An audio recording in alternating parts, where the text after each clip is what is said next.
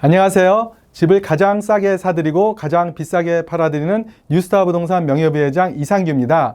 미 대선 투표가 채 3달도 안 남았습니다. 매일매일 대선 관련 큰 뉴스가 쏟아지고 있습니다. 이전 대선과 달리 이번 대선은 화제도 많고 그만큼 변수도 많습니다. 오랫동안 수요자 중심의 주택 정책을 표방했던 민주당이 대통령 선거를 앞두고 공급 중심 주택 정책으로 선회했는데요.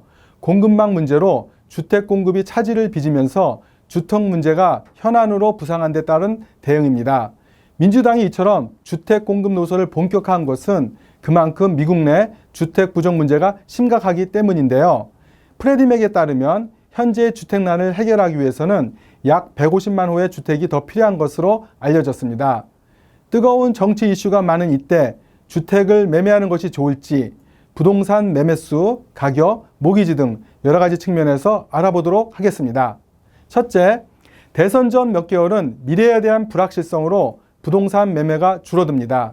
불안정한 정세와 맞물려 부동산 매매 심리가 위축되는 것은 어쩌면 당연한 반응이지요. 하지만 역사적으로 볼 때 최근 11번의 대선을 살펴보면 11번 중 9번은 11월 대선 전 줄었던 매매수가 12월 들어 다시 반등하는 것을 볼 수 있습니다. 즉, 바이어 입장에서 보면 11월 전이 오히려 구매에 유리한 조건이 형성될 수 있습니다.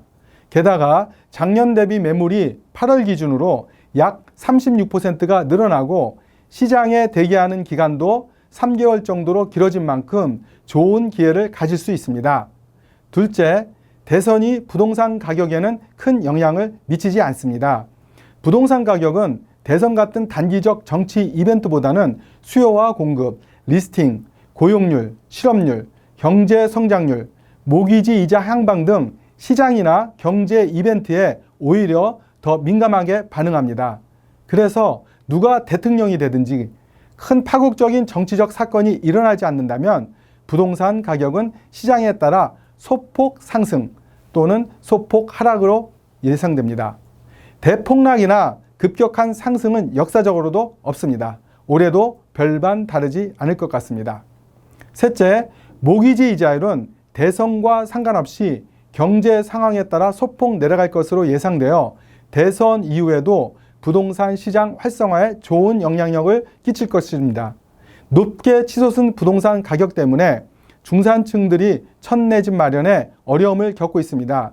이를 해결하기 위한 정책이나 인센티브가 양측 후보들로부터 쏟아지고 있습니다. 이 문제를 잘 해결할 수 있는 후보가 대통령이 되어서 모든 중산층들이 내 집 마련에 어렵지 않길 기대해 봅니다. 한인 여러분이 모두 내 집 마련에 성공하는 그날까지 최선을 다하겠습니다. 지금까지 집을 가장 싸게 사드리고 가장 비싸게 팔아드리는 뉴스타 부동산 명예부회장 이상규 조셉리였습니다. 감사합니다.